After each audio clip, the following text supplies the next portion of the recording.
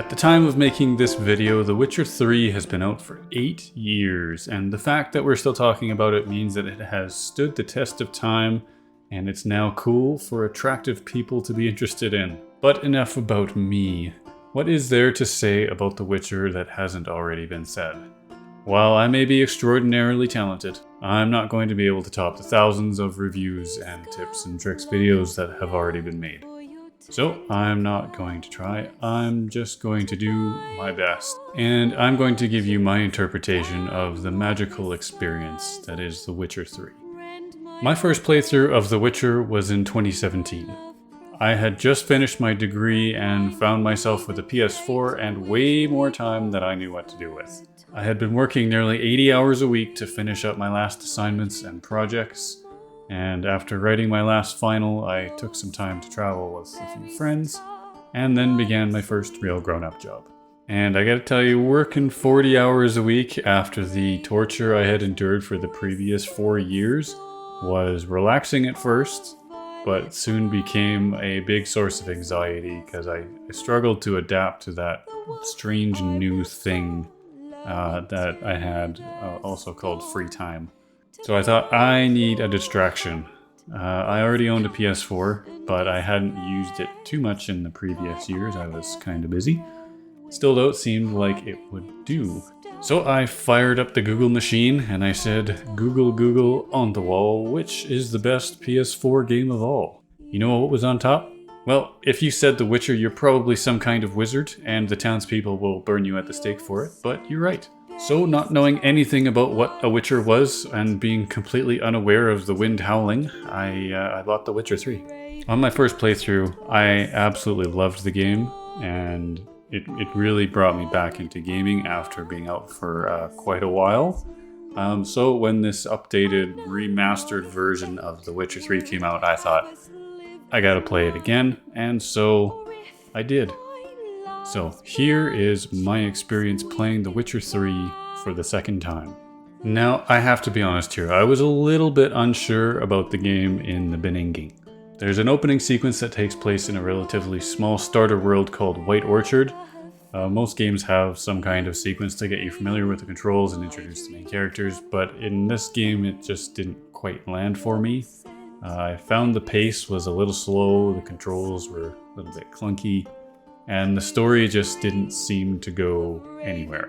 I later found these things to be a feature rather than a bug, but it really did take some time to get into, and I was a little worried in the beginning. Even after being released out of White Orchard and landing in Velen, where the real game starts, it seemed to be kind of meandering around, and I felt like a kid wandering around a busy mall looking for his mom. There's just so much stuff in this game, it becomes a little bit overwhelming. The amount of space and things to do, it just doesn't seem to have any point. You just kind of get dropped in the middle of it, and everything is there at your fingertips, but you don't really know what direction to go. And while the game does eventually explain everything for you, it takes its sweet time doing it. I just kept looking around going, why is all of this here? What's the point? Am I just clearing a giant Ubisoft map? Thankfully, unlike a Ubisoft game, the more side quests I did, the more I understood why all that stuff was in there.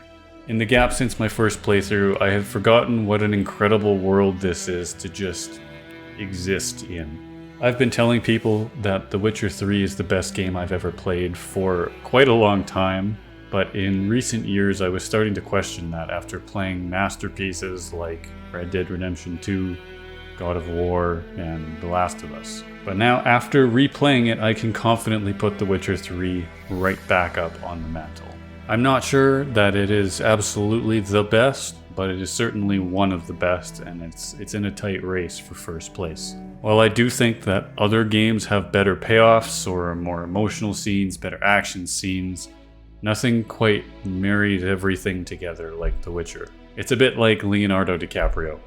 He's not the best technical actor out there. He's not like, the absolute tippy top of performances. But he's so consistently good that he's rightfully earned a spot at the top of the A-list. The Witcher doesn't quite kiss the sun, but it flies at high altitude for so long that it starts to make you feel like a bird. Whether you're helping an old lady find her frying pan, playing cards, or hunting down a ruthless psychopath. Every aspect of this game is so thoughtfully put together, it makes me want to cut my own heart out and mail it to the devs. This game truly is greater than the sum of its parts, and some of the parts are pretty damn good. Take the Battle of Kaer Morhen, for example. This is a mid to late game event that is one of the most epic sequences I've ever seen in a video game. It's over half an hour long, and it sees a siege on a medieval castle carried out by an army of plumbers. Oh, no, that's not right. An army of supernatural skeleton warriors, that's right. Sorry, I just got confused for a second there. Anyways, this sequence is such a departure from the more laid-back nature of the rest of the game that it just kind of put my jaw on the floor.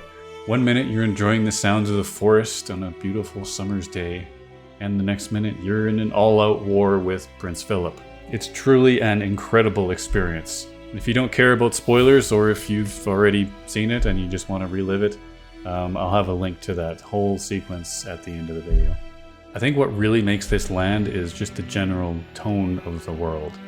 A lot of games try to make things exciting and intense, and in the process they just kind of lose their realism a little bit. The Witcher doesn't feel like a high-octane, cocaine-fueled rampage. Instead, it builds a world where some very violent things happen, but the overall tone is simply one of survival. It doesn't celebrate the killing, it simply tolerates it because that's the reality that they live in. Instead, it celebrates the same things that we do. Friendship, family, love. It's that personal tone that really makes the big story events hit home and feel like they have some gravity. It even makes them feel scary at times because you know that the results of failure will not only affect Geralt and company, but actually affect the entire population of the Northern Realms. In the same way that The Last of Us isn't about zombies, The Witcher isn't about killing monsters. It's just about people. Okay, so I'm done simping for Geralt now, I promise. Let's talk about bugs. I was pretty harsh on Skyrim for its quantity and severity of bugs. And thankfully this game is not quite as bad. It's not perfect. I did get stuck in the environment a couple times and have to restart the game to get out. And I almost got stuck a lot of times, but there were no game-breaking glitches and quests that I encountered. It still has more problems than I would expect for a game that's this old and this popular, but I don't think the glitches overshadowed the rest of the game for the most part. The only one that consistently irked me was a texture loading glitch that left the NPCs looking like they time traveled straight out of an N64. It seemed to be mostly confined to the Novigrad area, but still pretty annoying. As I alluded to earlier, one thing that seemed like a bug and turned out to actually be a great feature was the controls during combat. I've heard a lot of people complain that Geralt feels sluggish and slow during combat, and at first I agreed with them. But the more I played, the more I realized that the controls were made this way intentionally. The reason it feels clunky is that the game forces you to time your attacks with the very stylized motions of swinging the sword around. When you push the attack button, you have to wait for Geralt to execute that sword swing before it will let you do anything else. So if you're coming from a very fast-paced, hack and slash type of game, or you're coming from Skyrim where you're just spamming the attack button, controlling Geralt kind of feels like dancing with a drunken robot, You hit a button, he starts attacking, another enemy comes up, and you hit the button to attack him, and Geralt doesn't do anything because he's still swinging the sword the first time. But once you learn to be more deliberate with your inputs and time the motions with the movements of the enemies, Geralt transforms into a world-class ballerina and becomes quite an impressive killing machine. It's really quite satisfying once you get the hang of it. So to sum up, The Witcher 3 takes a little while to get into, but once you do, it grips your soul unlike any other. The world of The Witcher is alive and bustling, and the more you dive into it, the more you discover. And when it's all over, it gives you that empty feeling inside and ruins your day because you know that it's all over. Luckily, we have the DLC to keep the dream alive, and what a DLC it is. The Blood and Wine expansion in particular is a true gem. It keeps the soul of the main questline and simply gives you more Witcher. The Witcher 3 gets a solid 10 out of 10. It is a truly wondrous experience, and I'm happy to say that I've now played it twice. This, by the way, is the only game I've ever played twice, so that's saying something. Fascinating story. Any chance you're nearing the end?